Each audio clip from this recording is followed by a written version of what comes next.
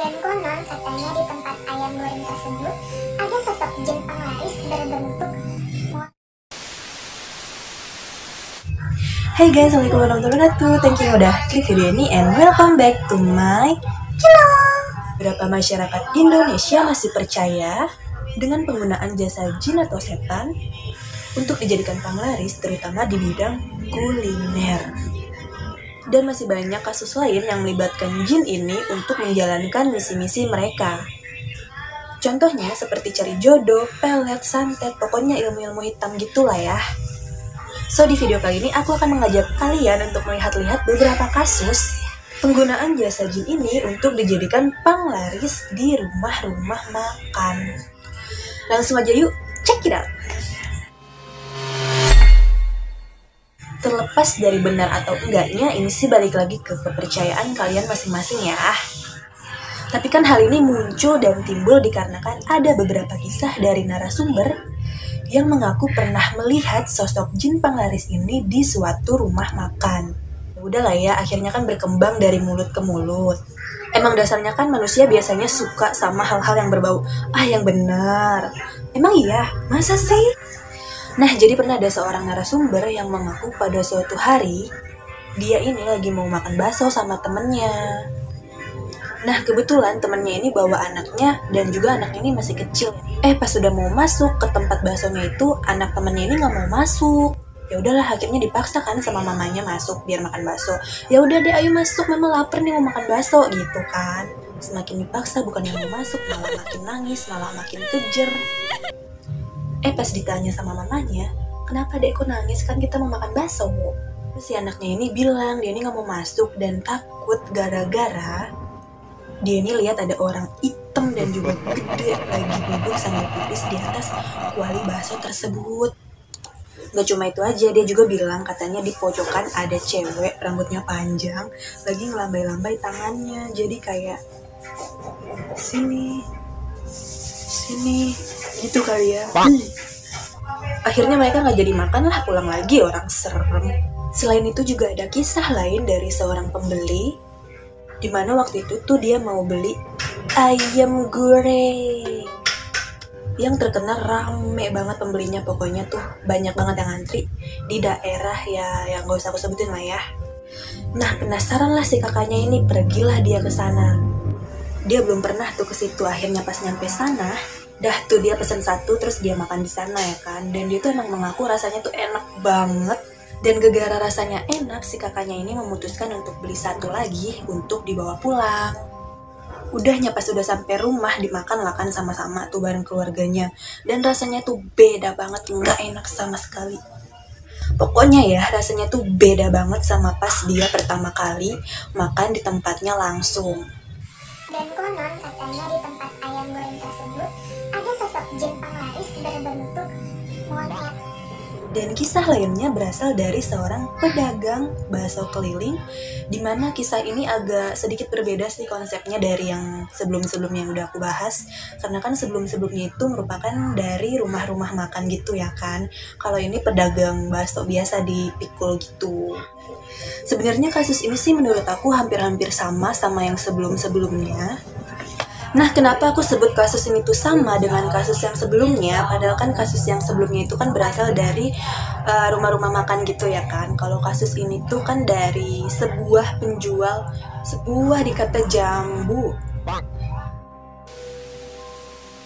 Kenapa aku sebut kasus ini sama dengan kasus yang sebelumnya? Padahal kan kasus yang sebelumnya itu berasal dari rumah-rumah makan gitu ya kan. Kalau ini tuh kasusnya berasal dari seorang penjual keliling, yaitu tepatnya tukang bakso keliling. Si tukang bakso keliling ini punya satu cara yang dia yakini bisa membuat dagangan itu laris manis Tanjung Kimpul. Kejadian ini dialami oleh seorang ibu-ibu kompleks, yaitu kompleks perumahan. Ceritanya si ibu ini lapar ya kan, terus dia mau makan bakso. Udah tuh kebetulan ada tukang bakso yang dipikul lewat depan rumah dia. Ya udahlah dipanggil, bang bakso satu. Udah kan, terus tukang baksonya datang, si ibunya ini tapi masuk dulu ke dalam rumah, nggak tahu mau ngambil uang, nggak tahu mau ngambil apa tuh.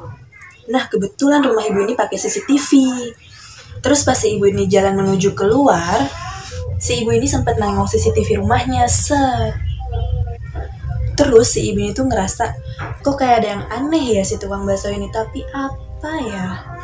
Ya udah kan, si ibunya ini merhatiin terus itu CCTV diem-diem dari dalam rumahnya. Setelah dia perhatiin terus tuh, dia pantengin terus itu CCTV. Betapa syoknya dia, gegara dia lihat pemandangan si tukang bakso ini lagi ngeludahin bakso pesenannya.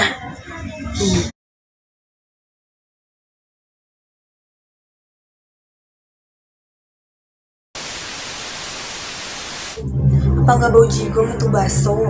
Udah tuh si ibunya pura-pura nggak tahu ya kan, karena dia juga nggak enak atau takut karena posisinya itu dia lagi sendiri di rumah. Setelah abangnya ini udah diwawancara, dia ini mengaku kalau dia ini berguru dan si gurunya ini memberi syarat kalau baksonya ini diludahin sama dia, rasa bakso ini tuh lebih enak ketimbang nggak dikasih jigong dia gitu. Tapi balik lagi, kisah-kisah yang tadi aku ceritakan kembali lagi ke diri kalian masing-masing. Mau percaya atau enggak, gimana menurut kalian? Boleh komen di bawah.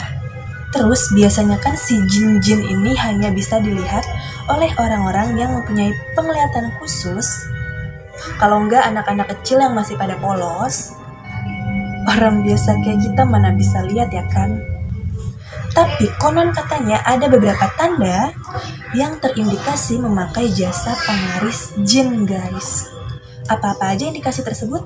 Check it out.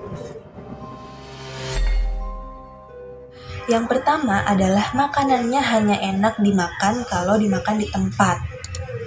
Ciri-ciri warung makan yang menggunakan jasa jin penglaris ini biasanya ditandai dengan makanannya itu hanya enak dimakan di tempatnya. Terus kalau dibawa pulang tuh rasanya udah nggak enak.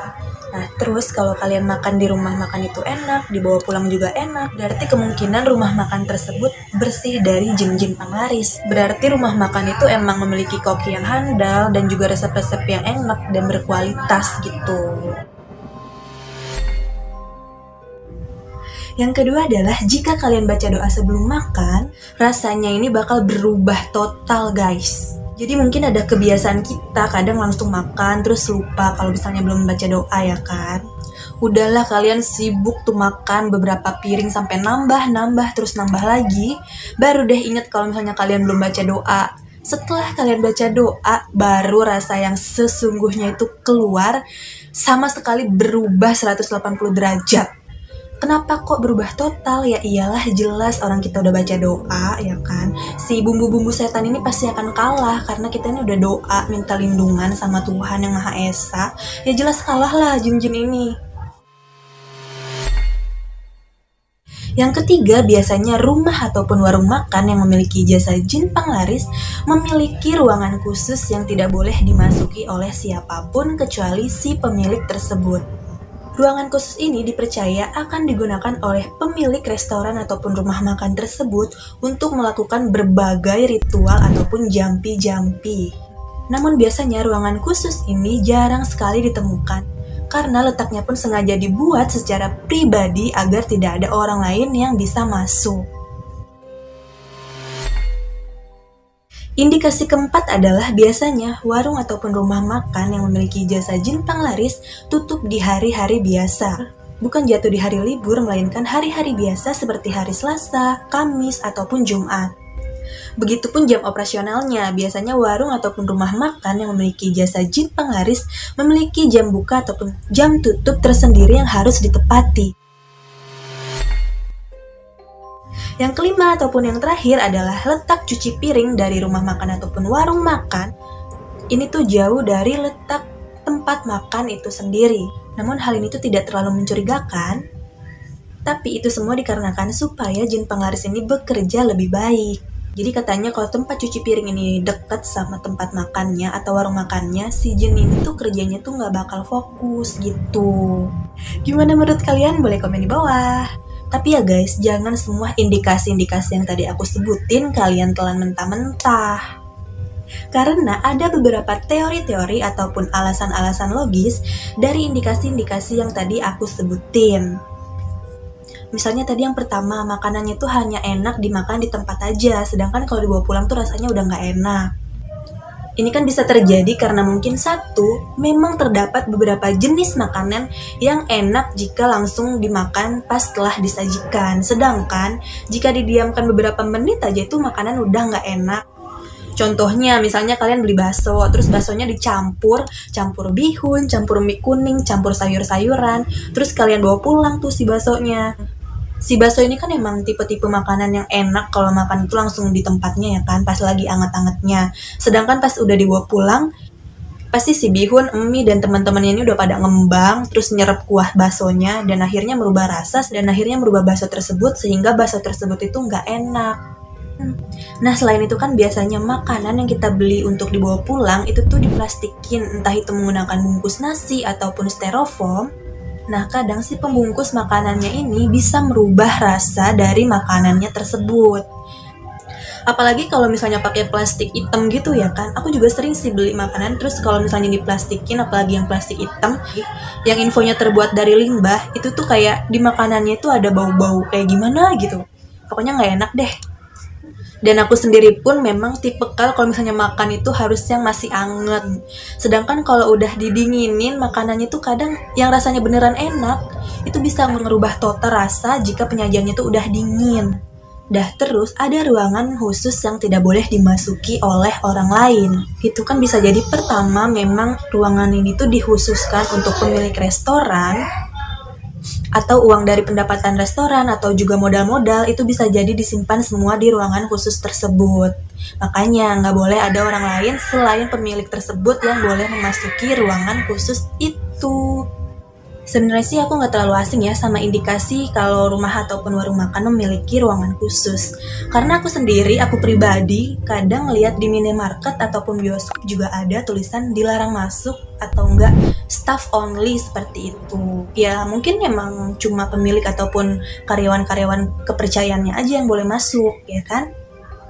Nah terus tutup di hari biasa, itu kita nggak boleh langsung suzon ya, bisa aja kan karena memang bisnis-bisnis kuliner ataupun makanan, itu tuh pangsa pasarnya tuh lebih rame kalau di hari weekend. Iyalah jelas, karena Sabtu Minggu itu kan biasanya rame tuh orang-orang pada weekend, pada nyari jajanan, pada nyari makanan.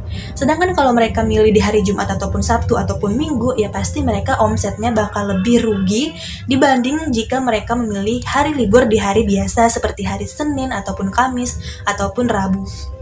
Dan yang terakhir, tempat cuci piring jauh. Ini kan bisa jadi, mikirnya gini aja, itu kan tempat cuci piring, tempat pembuangan sisa-sisa makanan yang udah orang-orang makan sebelumnya.